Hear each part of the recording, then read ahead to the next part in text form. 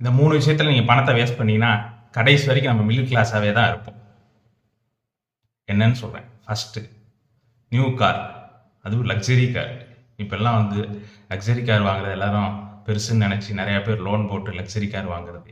என் car வாங்குறதே வந்து நிறைய பேர் லோன் போட்டு எக்கச்சக்கமாக ரூபாய் போட்டு கார் வாங்குவோம் அப்படின்னு சொல்லிட்டு வாங்குறாங்க. பட் அது தேவையில்லாதது. மாதம் மாதம் கடன் வந்து போய்கிட்டே தான் இருக்கும், கட்டிக்கிட்டே தான் இருப்பீங்க. கடைசி பார்த்தா ஒன்றும் இருக்காது.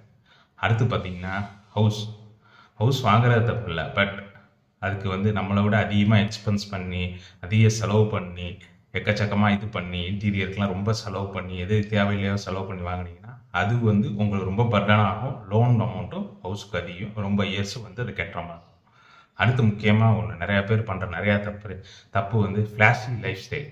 அதாவது புதுசு புதுசாக ஹை ஹை ஹை இது ப்ரைஸ் கேஜெட் வாங்குறது, ட்ரெஸ் வந்து ரேட் அதிகமாக எடுக்கிறது, அந்த மாதிரி விஷயம். புது புது கேஜெட் வந்தானே, புது புது ஃபோன் வந்தானே வருஷம் வருஷம் வந்து புது ஃபோன் அப்கிரேட் பண்ணுறது, அந்த மாதிரிலாம் ஹை கேஜெட்ஸ்க்கு ஸ்பெண்ட் பண்ணாமல் உருப்படியாக ஏதாவது ஸ்பெண்ட் பண்ணிங்கன்னா நல்லாயிருக்கும். இந்த 3 விஷயம் முக்கியமாக மிடில் கிளாஸ் வந்து மாற்றுறது. இந்த 3 விஷயத்தில் நீங்கள் தப்பிச்சிட்டிங்கன்னா வாழ்க்கையில் உருப்பிட்டுருவீங்க. அதனால் வந்து இந்த 3 விஷயத்த கம்மி பண்ணுங்கள்.